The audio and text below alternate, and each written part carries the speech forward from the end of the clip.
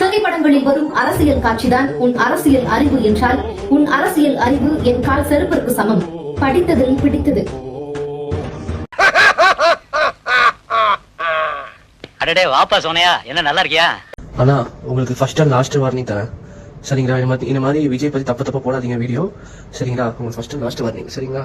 விஜய் தளபதி பத்தி இந்த மாதிரி போடாதீங்க. அவர் வந்து நல்லது பண்றாரு சரிங்களா?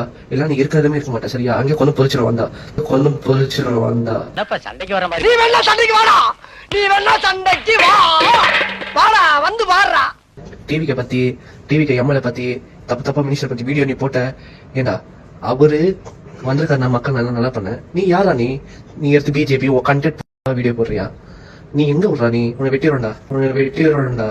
ஆடியோ கேட்டீங்களா? வெட்டுவானா? இல்லனே, நான் என்ன சொல்றேன்னா, நீ யாரு நான் யாரு? ஒரு தாய் பிள்ளை ஊருக்குள்ள நீ நானும் சண்டை போட்டான் பாக்குறவன் என்ன நான் அசிங்கமா நினைக்க மாட்டா? என்னனே ஒண்ணுக்குள்ள ஒன்னா பழகிட்டு என்ன ருத்ராட்சி குடிக்கிறதுக்கு வந்திருக்கேன். எனக்கு விஜய் சார் பார்க்கணும் ப்ளீஸ். எனக்கு ஹெல்ப் பண்ணுங்க. உனக்கு 5 ரூபா வேணுமா வேண்டாமா? வேணும்டா. அப்ப சொல்லு. ருத்ராட்சி விஜய் கொடுக்கணும், வேற எதுவும் இல்லை. யூடியூபர் சவுக்கு சங்கர் மீதான குண்டர் தடுப்பு சட்ட நடவடிக்கையை ரத்து செய்து தமிழ்நாடு அரசு உத்தரவு பிறப்பித்திருக்கிறது. கொஞ்சம் சொல்லேன்ப்பா ஏன்னு. அதெல்லாம் ரகசியம், சொல்றதுக்கு இல்ல. கொஞ்சம் சொல்லேன்ப்பா ஏன்னு. அதான் சொல்றதுக்கு இல்லன்றல்ல. ஸ்டாலின் நினைக்கிற வரைக்கும் தான் இந்த ஆட்சி இருக்கும். ஸ்டாலின் இந்த ஆட்சி என்னைக்கு போகணும்னு நினைக்கிறோம், ஆட்சி கவுந்துரும். என்னடா ரொம்ப பயமுறுத்துறீங்க? பின்னணி இல்லாத ஒரே கட்சி நாம் தமிழர் கட்சி. இந்த பெருமை நான் சொல்லுவேன், உங்களால சொல்ல முடியுமா?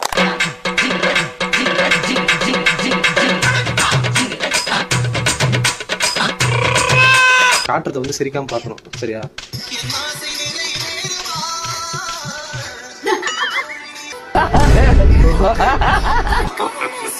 வாய்ப்பில்லை ராஜா, வாய்ப்பு. எங்க ஊர் வந்து சிவகாசி டு சாத்தூர் அந்த ரோட்ல வந்து கோணம்பட்டிங்கிற ஊர். இங்க வந்து நாங்க இப்ப பஸ்ஸுக்கு சிவகாசி போறதுக்கான பஸ் வெயிட் பண்ணிட்டு இருக்கோம். நாங்க வந்து 1.25 மணி நேரம் ஆச்சு கரெக்டா. நானும் பஸ் வரல, ஒரே ஒரு பஸ் தான் வந்துச்சு. அது ரொம்ப கூட்டமான யார் ஏறமில்ல, பாதி பேர் ஏறிட்டாங்க, பாதி பேர் உட்காந்துருக்கோம். எங்களுக்கு ஃப்ரீ பஸ் எல்லாம் வேண்டாம் சார். எங்க ஊருக்கு வந்து ஒரு 1/2 அன் ஹவருக்கு ஒரு பஸ் இல்ல, ஒரு 3/4 மணி நேரத்துக்கு ஒரு பஸ் இருந்தா போதும். ஒருத்தனுக்கு எந்திரிச்சு நிக்கவே ஒக்கில்லையா, அவனுக்கு 9 பொண்டாட்டி கேக்குதா? ஒரு தாலி வரம் கேட்டு வந்தேன் தாயம்மா, கண் திறந்து பாரம்மா, வேறு துணை யாரம்மா. ஒரு தாலி வரம் கேட்டு வந்தேன் தாயம்மா, கண் திறந்து பாரம்மா, வேறு துணை யாரம்மா. குத்தமில்லா ஒரு உத்தம நெஞ்சுக்கு சோதனைகள் இருக்கு. அவர் கட்டிய தாலிக்கும் பொட்டுக்கும் பூவுக்கும் காவல் கொடு எனக்கு. இதுக்கு கண் தந்து சோதிக்கும் துன்பத்தை நீ வந்து மாற்றிடமா.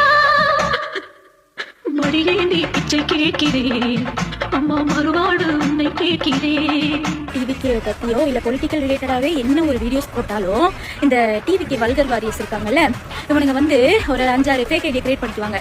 எப்படின்னு கேட்டா டிவிக்கு அஃபிஷியல் 2.0, டிவிக்கு கூ, டிவிக்கு பூ, இந்த மாதிரி எல்லாம் 10 ஐடியா கிரியேட் பண்ணிட்டு வந்து நம்மள வந்து அசிங்கமா கேட்பானுங்க. முட்டா பையல லூசு பையலுலா உங்களுக்கு ஏன்னா இப்படி பேதி வாங்கி எடுக்கு. அதுவும் அசிங்கமா கரெக்டா திட்டினாலும் பரவாயில்ல, அதையும் ஸ்பெல்லிங் மிஸ்டேக்கோட தான் திட்டுவானுங்க. இவனுங்க பேசுறது இல்லாம நம்மளையும் கெட்ட வார்த்தை பேச வைப்பானுங்க. இவனுங்களுக்கு உண்மையா தைரியம் இருக்காடா பொட்ட பசங்களா உங்களுக்கு எல்லாம்? வாய்ப்பில்லை ராஜா, வாய்ப்பு. உண்மையால சொல்லிட்டேன், உங்களுக்கு எல்லாம் தைரியம் இருந்தா, நீங்க எல்லாம் ஒரு ஆம்பளையா இருந்தா ஒரிஜினல் ஐடியில வந்து திட்டுங்கடா. சும்மா பொட்டைங்க மாதிரி வந்துட்டு ஃபேக் ஐடி கிரியேட் பண்ணிட்டு வந்து திட்டிட்டு இருக்காதீங்க. இதுல வர பேரு டிவிக்கு விர்ச்சுவல் வாரியர்ஸ் ஆமா, பெண்களுக்கு வந்து பாதுகாப்பு நொட்டுவானுங்களாமா. வங்கியில நீங்க டெபாசிட் செய்து வைத்திருக்கிற பணம் வங்கி திவாலாகி போச்சு அப்படின்னா உங்களுக்கு அந்த காசு திருப்பி கிடைக்காதுன்னு சட்டம் இயற்றி இருக்கிறாங்க 4 வருஷத்துக்கு முன்னாடி, நம்ம 3 வருஷத்துக்கு முன்னாடி. யாரு? இந்திய அரசு. இப்ப வந்து என்ன அப்படின்னு பாத்தீங்கன்னா, இப்ப ஒரு 30 லட்சம் ஒரு 25 லட்சம் நீங்க கஷ்டப்பாடுபட்டு ரிட்டையர் ஆன காசை கொண்டு வங்கியில போட்டு வச்சிருக்கீங்கன்னா, அந்த வங்கி திவால் ஆகிவிட்டால் உங்களுக்கு நீங்க 30 லட்சம் போட்டிருந்தாலும் சரி, 5 லட்சம் போட்டிருந்தாலும் சரி, பிளாட்டா 2 லட்சமோ 3 லட்சமோ தான் உங்களுக்கு தருவாங்க. அவ்வளவுதான். அதோட நீங்க வாங்கிட்டு போயிட்டே இருக்க வேண்டியதான். ஜி எதை வாங்க வேண்டாம் என்று சொல்கிறாரோ அதை நீங்க வாங்கி வைக்கிறது உங்களுக்கு நல்லது. ஜடம் வாங்க வேணாம், தங்க வாங்க வேணாம்னா அதை நீங்க வாங்குங்க. வெல்க தமிழ், வாழ்க தமிழ்நாடு. மக்களை பிரிக்கும் சனாதானம் நிச்சயம் ஒழிக்கப்பட வேண்டும். நன்றி, வணக்கம்.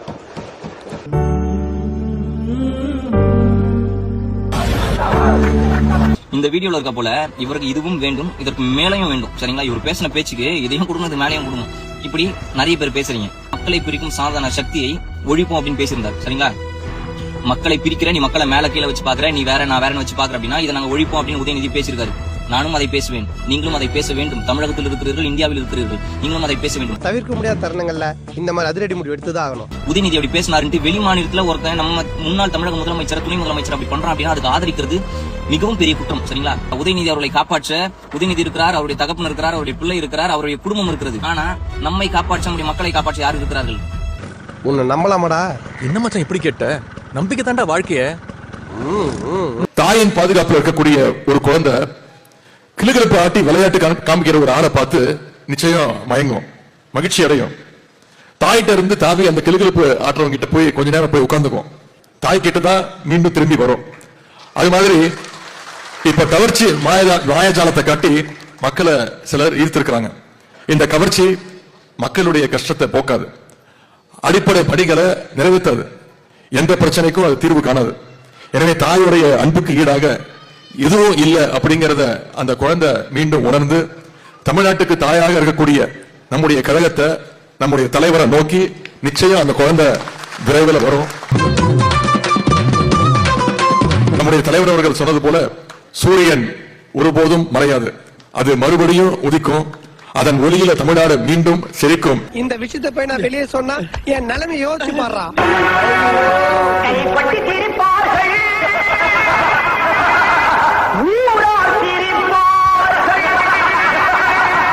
தமிழக வெற்றி கழகம் ஆட்சிக்கு வந்ததுக்கு அப்புறமா அந்த கட்சியில இருந்து நிறைய பொய் செய்திகளா பரப்பிட்டு இருக்காங்க. குமாரபாளையம் எம்எல்ஏ அஃபிடவிட்ல கொடுத்துருக்காரு. இவங்க வந்து குமாரபாளையம் எம்எல்ஏ, தாவேகா எம்எல்ஏ விஜயலட்சுமி, அவங்க வந்து பரப்புரை வேண்டியில விஜயலட்சுமி பிகாம் அப்படின்னு போட்டுருக்காங்க பெருசா. ஆனா உள்ள அஃபிடவிட்ல பார்த்தோம்னாக்கா அப்படி படிச்சதாக எதுவுமே இல்ல.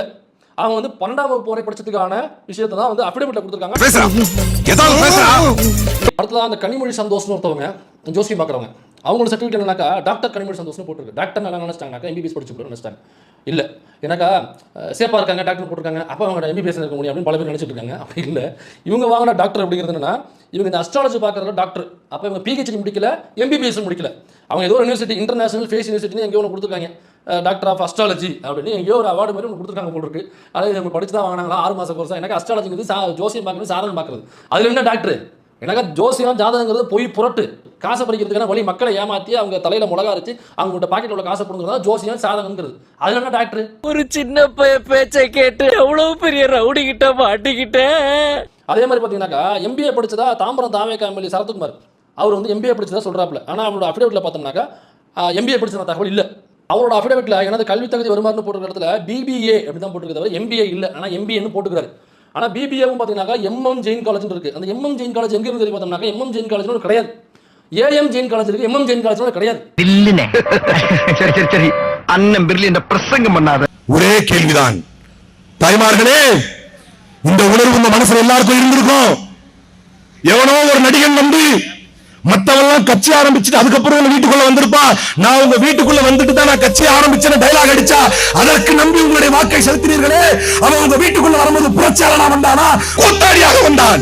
நீங்கள் சேர்த்து வைத்திருக்கின்ற காசுகளுக்கு சினிமா டிக்கெட்டுகளை உங்கள் பிள்ளைகளை வாங்க வைத்தார், அவனுக்கு பாலாபிஷேகம் செய்ய வைத்தார். அவனை நம்பி வந்தவர்கள் இறந்து போனால் ஏன் என்று கூட திரும்பி பார்க்காமல் ஓடினான். 42 பேர் கருவிலே இறந்த போது கூட ஏன் என்று திரும்பி பார்க்காத ஒருவனை ஜெயிக்க வைத்து விட்டு எல்லாமே மறந்து போச்சுல்ல, இப்ப எல்லாம் ஞாபகத்துக்கு வந்துருச்சு. முத்துவேல் கருணாநிதி ஸ்டாலின் உங்கள் வீட்டுக்குள் வரும்பொழுது உங்கள் வீடுகளில் எரியாமல் இருந்த அடுப்புகளை எரிய வைத்தவர், படிக்காமல் இருந்த பிள்ளைகளை படிக்க வைத்தவர். பையன் நான் முதல்வர் திட்டத்தில் படித்து பிரான்ஸ்ல ஏர்பஸ்ல வேலை செஞ்சுட்டு இருக்காங்க. 5 லட்சம் ரூபாய் முதல்வர் ஸ்டாலின் அவரோட தயவால அவ்வளவு நல்லது பண்ணியும் இந்த தமிழ்நாட்டு மக்கள் தோக்கடிச்சிருக்காங்கன்னும் போது மனசே எனக்கு கொஞ்சம் கூட ஆறலங்க. அந்த சம்பவத்திற்கும் தனக்கும் எந்த சம்பந்தமும் இல்லை என்றாலும் தன்னுடைய ஆட்சியில் நடந்த ஒரே காரணத்துக்காக இத்தனை வயதிலும் இரவோடு இரவாக ஓடி வந்த ஒரு தலைவனை தோற்கடித்தீர்களே. மக்களே, இது வரலாற்று பிழை, இது வரலாற்று பிழை, இது வரலாற்று பிழை. அப்ப குத்த வேண்டியது அவளல்லடா, ஒன்னதான். எங்க இங்க நானா சொல்றேன், அகிலேஷ் யாதவ் சொல்றார் இது வரலாற்று பிழை, தேஜஸ்வி யாதவ் சொல்கிறார் இது வரலாற்று பிழை, அரவிந்த் கெஜ்ரிவால் சொல்கிறார் இது வரலாற்று பிழை, என்னுடைய முன்னாள் தலைவர் ராகுல் காந்தியை தவிர எல்லாரும் சொல்றாங்க இது வரலாற்று பிழை என்று. அசிங்கமா கேட்பேன்.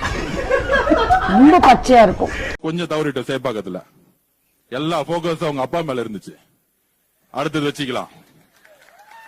கேள்வி கேட்டுட்டாங்கல்ல, தலைவரை பார்த்து கேள்வி கேட்டாங்கல்ல, பதில் கொடுப்போம், கரெக்டான டைம்ல கொடுப்போம். ஒரு அமைச்சராக பொறுப்பெடுத்தவருக்கு நான் வணக்கம் வேண்டும். ஸ்கெட்ச் போட்டிருக்கேங்கிற அந்த வார்த்தைக்கு என்ன அர்த்தம்? உங்களுக்கு ஸ்கெட்ச் போட்டோம், நீங்களே தப்பி தவறி திராவிட முன்னேற்ற கழகம் கொஞ்சம் மிஸ் பண்ணி கண்டுகொள்ளாமல் விட்டதுடைய விளைவு. இவெல்லாம் என்ன பண்ணிட போறான் அப்படின்னு கண்டுகொள்ளாமல் விடப்பட்டதுடைய விளைவுதான் இன்றைக்கு நீங்கள் ஏறி அமர்ந்திருக்கிறீர்கள். இவனும் ஈக்குவலா மைண்டம் பண்றானே. இந்திய வரலாற்றில் எந்த ஒரு எதிர்க்கட்சியும் செய்யாத சாதனையை, ஆட்சியில் இருந்தாலும் சாதனை தான், ஆட்சியில் இல்லை என்றாலும் சாதனை தான் என்று வரலாறு போட்டக்கூடிய அளவுக்கு எந்த ஒரு எதிர்க்கட்சியும் தனக்கு எதிராக இருக்கக்கூடிய ஒரு ஆளுங்கட்சிக்கு தன் கூட்டணியில் இருக்கக்கூடியவர்களை பேசி சமாதானம் செய்து அந்த ஆட்சி அமையட்டும், ஜனநாயக பாதையில் இன்னொரு கவர்னர் ஆட்சி வந்துவிடக் கூடாது என்று சுதந்திர இந்திய வரலாற்றில் ஒரு தலைவர் எழுதியிருக்கிறார் என்றால் அது முத்துவேல் கருணாநிதி ஸ்டாலின் என்று வரலாற்றில் எழுதப்படும். நினைச்சுட்டா ஆட்சி அதிகாரம் பண்றதுக்கு அமைச்சராக அனுப்பப்பட்டிருக்கிறார் என்று. அது அறவேக்காடுகளே, அது ஆர்வ கோளாறுகளே, உங்களை ஆட்சி அமைப்பதற்காக அனுப்பப்படவில்லை, உங்களை மக்கள் மன்றத்திலே அம்பலப்படுத்துவதற்காக அனுப்பப்பட்டிருக்கிறது. ரொம்ப வாடுறானே. திராவிட முன்னேற்ற கழக தலைமையிலான ஆட்சி இங்கே இருக்கின்ற பொழுது ஒன்றிய அரசிடம் போராடி தமிழ்நாட்டினுடைய ஓசூர்ல ஒரு நடுத்தர விமான தயாரிப்பு நிறுவனம், ஒரு பெரிய தொழிற்சாலை அங்க கொண்டு வருவதற்கான எல்லா ஏற்பாடுகளையும் செஞ்சாங்க. கிட்டத்தட்ட 100 ஏக்கர் நிலத்தை கையகப்படுத்தி தமிழ்நாடு அரசு அதற்கு கொடுக்க முன் வந்துச்சு. இதை எல்லாவற்றையும் செயல்படுத்தி வைத்தது திமுக அரசு. அந்த நிறுவனம் தன்னுடைய செயல்பாட்டை தமிழ்நாட்டில் தொடங்கி இருந்தால் பல்லாயிரக்கணக்கான இளைஞர்களுக்கு இன்னைக்கு வேலை வாய்ப்பு கிடைத்திருக்கும். நேரடியாகவும் மறைமுகமாகவும் தமிழ்நாட்டினுடைய பொருளாதாரம் பெரிய அளவில் உயர்வதற்கு வழிவகை ஏற்பட்டிருக்கும். ஆனால் இந்த அரசு அமைந்த ஒரே வாரத்துல தமிழ்நாட்டிற்கு வர வேண்டிய அந்த நிறுவனம் எல்லா ஏற்பாடுகளும் செய்யப்பட்ட பிறகும் ஆந்திராவிற்கு சென்றிருக்கிறது. இன்னும் எதையெல்லாம் தமிழ்நாடு இழக்கப் போகிறதோ தெரியவில்லை. What bro, it's very wrong bro. இந்த வீடியோ உங்களுக்கு பிடிச்சிருந்தா கண்டிப்பா லைக் பண்ண மறக்காதீங்க. அப்படியே உங்க நண்பர்களுக்கும் ஷேர் பண்ணுங்க. நீங்க பண்ற ஒவ்வொரு லைக்கும் தான் இந்த வீடியோவை மற்ற நண்பர்களுக்கும் கொண்டு போய் சேர்க்கும். மறக்காம சப்ஸ்கிரைப் பண்ணுங்க. உங்க கருத்துக்களையும் கமெண்ட் பாக்ஸ்ல பதிவு பண்ணுங்க.